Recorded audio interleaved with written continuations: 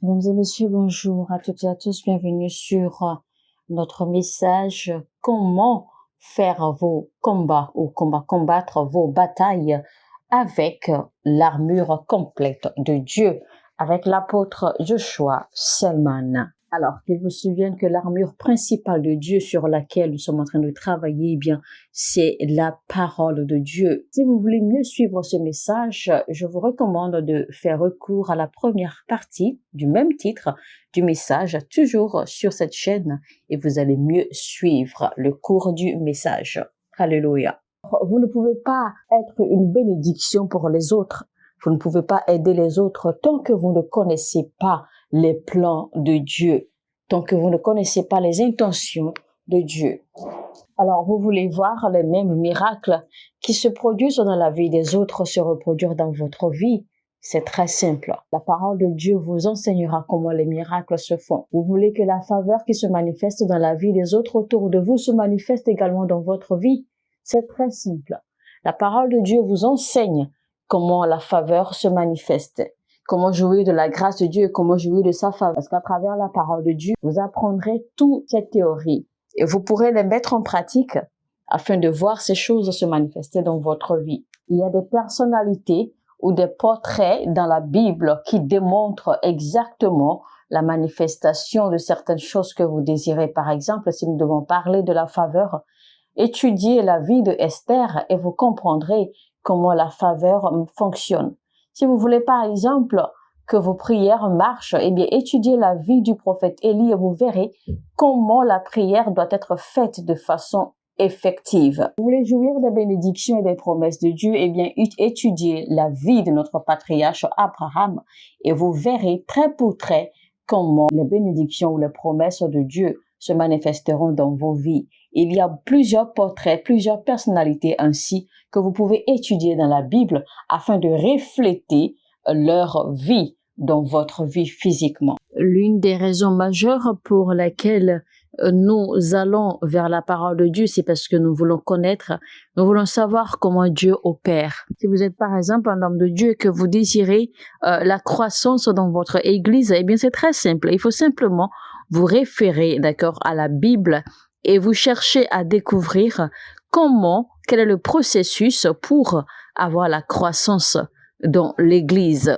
Il est écrit dans la Bible que Paul plante, que Apollos arrose et que la croissance vient exclusivement de Dieu. Alors plus vous mettez Dieu, vous mettez Jésus-Christ en avant, plus Jésus-Christ est élevé, exalté dans votre vie et dans votre entourage et dans votre église, eh bien facilement vous allez commencer à attirer des hommes vers votre église. Tout ce que vous recherchez se trouve dans la Bible. Si par exemple vous avez l'impression que votre vie de prière s'est refroidie, eh bien, ne vous découragez surtout pas. Ce n'est pas le moment de baisser les bras ou encore moins de croiser les bras.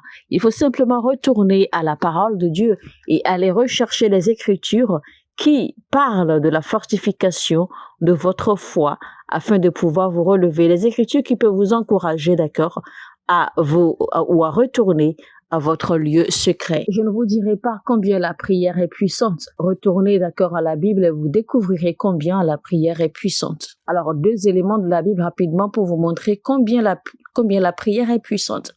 Premièrement, c'est l'histoire ou l'exemple de Ézéchias. Ézéchias qui s'est retourné face contre le mur et qui a prié de façon expresse à Dieu. Tout ce qui s'est passé en cette saison était pur, était vrai. Parce qu'en fait, le prophète qui a apporté la nouvelle à Ézéchias était vrai. Il était réel. Et la nouvelle que Dieu a envoyée à Ézéchias était également réelle et c'était vrai. Mais voici que la parole ou alors la prière de Ézéchias a tout changé. La prière d'Ézéchias a changé le plan original de Dieu. Le deuxième élément qui montre la puissance de la prière, c'est Luc 18, verset 1. Alors, premièrement, ici, la Bible dit, pour montrer qu'il est nécessaire de prier constamment, sans jamais se décourager, Jésus raconta à ses disciples la parabole suivante. Au verset 2, alors, il parle de l'histoire de ce méchant homme, ce méchant juge. Alors, à partir du verset 2, la Bible nous parle ici d'un juge méchant dans une ville et d'une veuve qui n'a personne pour la défendre. Et donc, cette veuve alors face au juge méchant. Donc Dieu nous met dans ce contexte en fait pour nous montrer combien la prière est efficace. Alors il est écrit ceci: il y avait dans une ville un juge qui ne révérait pas Dieu et n'avait d'égard pour personne. Il y avait aussi dans cette même ville une veuve qui venait constamment le trouver pour lui dire: défends mon droit contre mon adversaire. Pendant longtemps, le juge refusa, mais il finit par se dire: j'ai beau ne pas révérer Dieu et ne pas me préoccuper des hommes, mais cette veuve m'ennuie. Je vais donc lui donner gain de cause pour qu'elle ne vienne plus sans cesse me casser la tête. Vous voyez, cela veut dire alors, chers amis, que chaque fois que vous priez, eh bien, il y a un effet dans le règne spirituel. Chaque fois que vous élevez la voix pour prier, quelque chose se produit dans le règne spirituel. Vous pouvez ne pas le sentir, vous pourriez ne pas le voir. Et donc, quand vous maintenez une consistance dans la prière, eh bien, certainement, les choses changent. Les choses se transforment. La Bible nous parle de Élie dans Jacques 5 à partir du verset 16. La Bible nous fait comprendre qu'Élie, en fait, est un homme naturel, un homme comme nous, c'est-à-dire un homme de chair et de sang comme vous et moi. Et voici que Élie a prié expressément. Il a prié et a changé le temps. Il a changé le climat. Alors, il faut vous dire, en fait, que ce n'est pas juste une histoire qui a été racontée, ce n'est pas une parabole, mais c'est plutôt une histoire réelle parce que cet événement s'est réellement produit. Alors, à travers ces écritures, vous voyez combien la prière est efficace et combien la prière est puissante. Et donc, quand vous allez désormais prier, il n'y aura plus de doute en votre cœur si Dieu exaucera vos prières ou non. Pourquoi? Parce que la parole de Dieu vous a clairement démontré comment Dieu fonctionne. Et la parole de Dieu vous a démontré que Dieu exauce les prières. Alors, concernant autre sujet peut-être, si vous vous demandez, mais alors est-ce que Dieu délivre? Mais oui, évidemment que Dieu délivre. La Bible dit clairement que la délivrance vient de l'Éternel. Quand nous reprenons par exemple l'histoire de Jonas qui s'est retrouvé dans le ventre du poisson.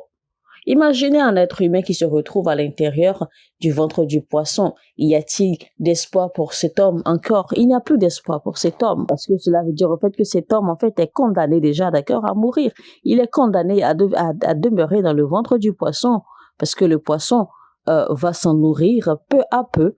Et puis cet homme va mourir. Et voici en fait que Jonas nous a fait comprendre que la prière est efficace et que la prière peut bouger toute montagne. Donc Jonas nous a montré qu'il n'y a pas à se décourager et qu'il n'y a pas à perdre espoir. Même à l'intérieur du poisson, il y a toujours de l'espoir. Vous pouvez toujours vous en sortir. Regardons par exemple l'histoire de Pierre dans Actes chapitre 12.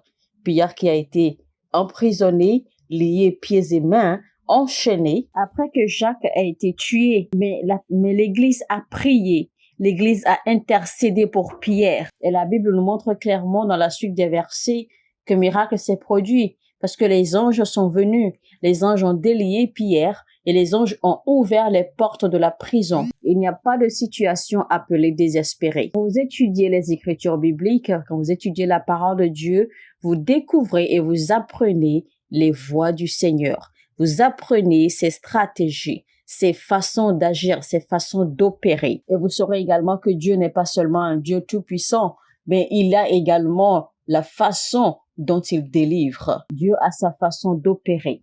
La Bible dit clairement, d'accord, que Paul et Silas ont prié. La Bible n'a pas dit, ils n'ont pas prié à l'extérieur, ils étaient à l'intérieur de la prison quand ils ont prié et loué le Seigneur. Et donc, ils ont prié, ils ont chanté pour le Seigneur, pour leur délivrance. Donc, ce qui veut dire en fait ici qu'il faut apprendre également l'acte de la reconnaissance, l'acte de la louange avant la délivrance. La parole de Dieu est la révélation de Dieu lui-même. La parole de Dieu, c'est la révélation et l'expression des intentions, des pensées de Dieu. La parole de Dieu, la révélation de comment Dieu opère.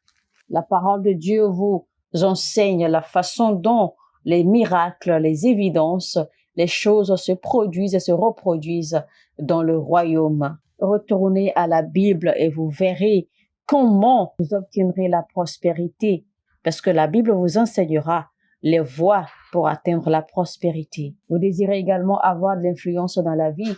Eh bien, étudiez la vie de Joseph. Donc, étudiez toujours la parole de Dieu pour y découvrir les clés qu'il faut pour réussir et exceller dans la vie et dans le royaume. Alors, chaque fois que vous étudiez les Écritures bibliques, il y a 3 choses sur lesquelles il faut se focaliser. Premièrement, les promesses de Dieu. Deuxièmement, les principes.